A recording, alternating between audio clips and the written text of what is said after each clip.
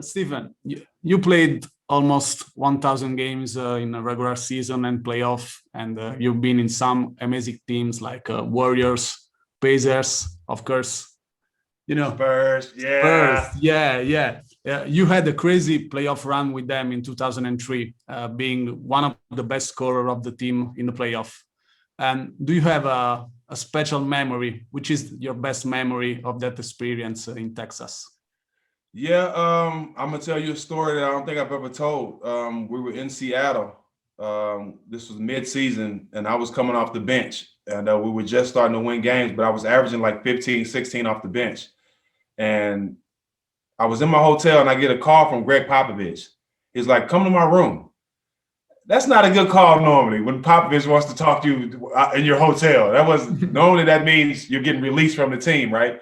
So I go up to his room. As soon as I get in his room, Tim Duncan's in there.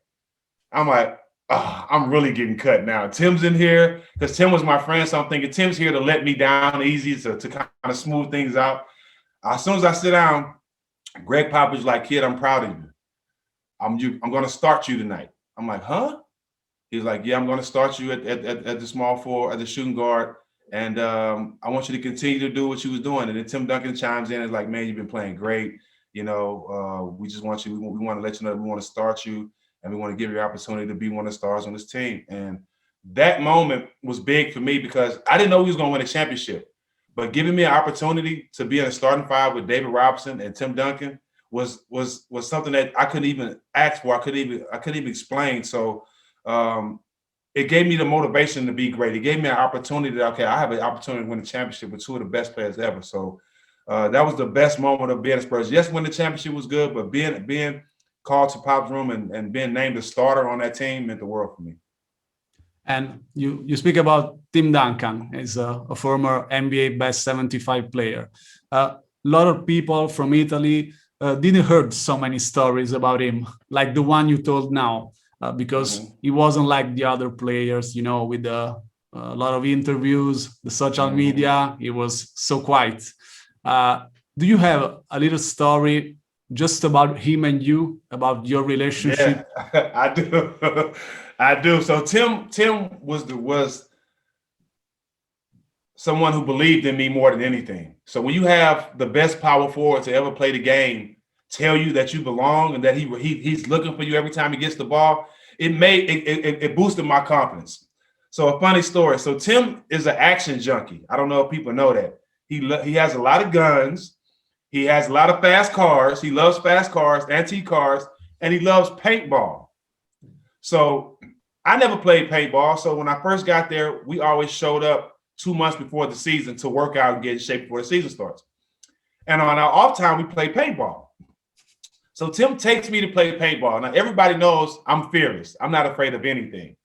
I'm only afraid of God, nothing else. So during this game, the name of the game is grab the flag. You have to run to the middle and grab the flag. So Tim automatically tells me, as soon as the game go run and get the flag because, you know, I'm not afraid, right? So I listen to Tim and I do it. Well, as I get to the flag, you have to walk up some steps to grab the flag. And like I said, this was my first time playing paintball. So I didn't know that you needed a certain mask that wouldn't fog up, right? I didn't know nothing about that. So as I'm going to get the flag, I'm breathing hard and my mask fogs up.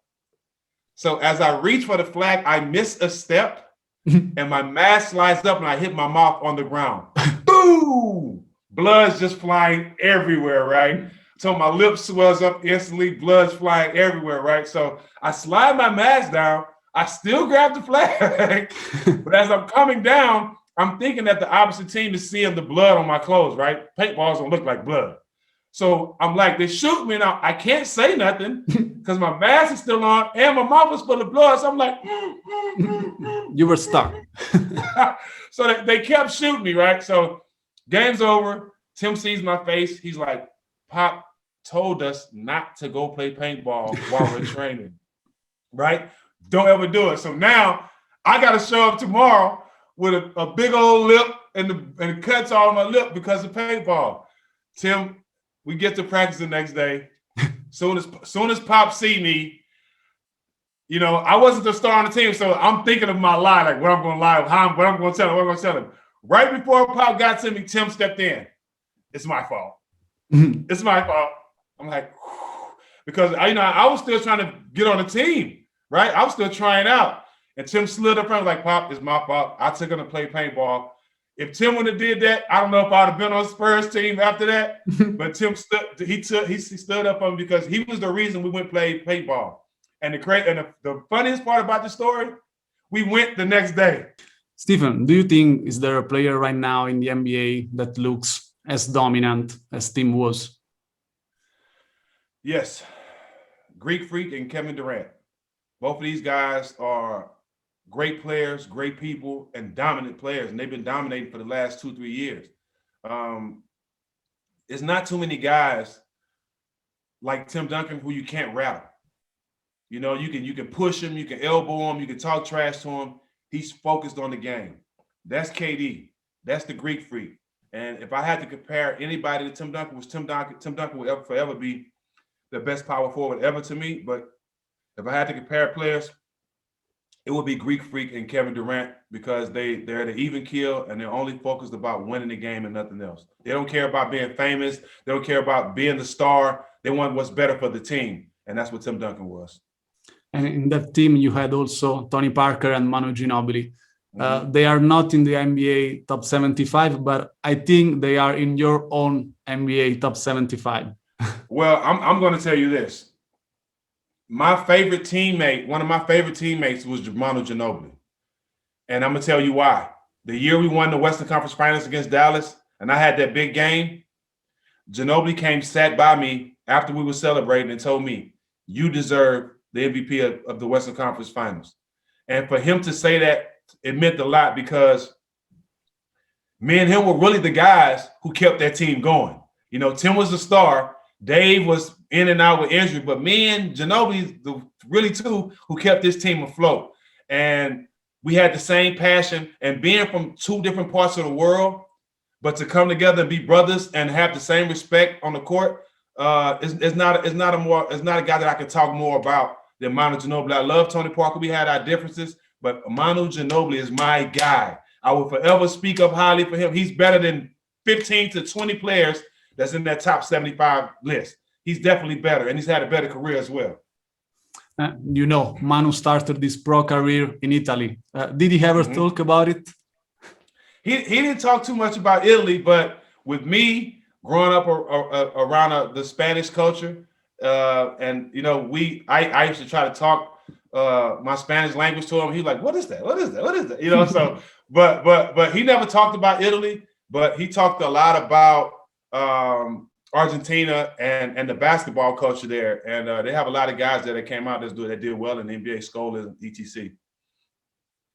And always about NBA top 75. You told that Tim Duncan is the best power forward ever. If you have to choose like the other 4 players of your starting 5, your best starting 5 ever. Easy for me. It's easy for me. Allen Iverson at my point guard. Jordan at my 2 guard. Kobe Bryant at my 3. Tim Duncan at my 4. Shaquille O'Neal at my 5. And just the last question, Stephen. Michael Jordan, of course. You once shared a story about him and like he starting to talking trash to everybody in Charlotte. But he started, but you responded, did you? Yeah. Well, we wasn't playing well, and he decided to come to practice and to jaw a little bit to try to motivate us. And as he was talking, you know, I'm like, well, hey, Mike, you know, you were Jordan, but that was like 20 years ago, man. You're about 50 years old now. I mean, we don't want to hear that. I mean, you know, that's what you did in the past. You can't do it now. I can't do what now? You can't do what you said all those banners you have up. That was a long time ago, Mike. You're not the same Mike. I'll be right back. He went and put his shoes on, and he ended up practicing with us. And he had a lot of the old Mike still in him. and it wasn't expected. And, you know, once you get to talking trash to Mike, you're going to start seeing some flashes of the old Michael Jordan. He's going to start sticking his tongue out and all that stuff. So, and he made his point. You know, he came to practice, he dominated. But the point he was trying to get across was how much we need to appreciate the game and how much we need to play for each other and how much energy we need to give to the game. And he showed at 50 years old how much he cared. So how can we not care that much at 25, 30 years old? So he knew what he was doing, and it resonated to us because there's nobody you respect more in basketball than Michael Jordan. Oh, Stephen, thank you so much. I think we finished, and congratulations for everything. I know you revealed a basketball court in the Port Arthur, your hometown. So congratulations for that and for being one of the leader voices in Black Lives Matter movement too. So much respect. Thank you. Now, thank you for so much. And one thing about it, I'm a voice for us all because I love us all. So thank you for having me, and it's a pleasure to meet you. Thank you very much.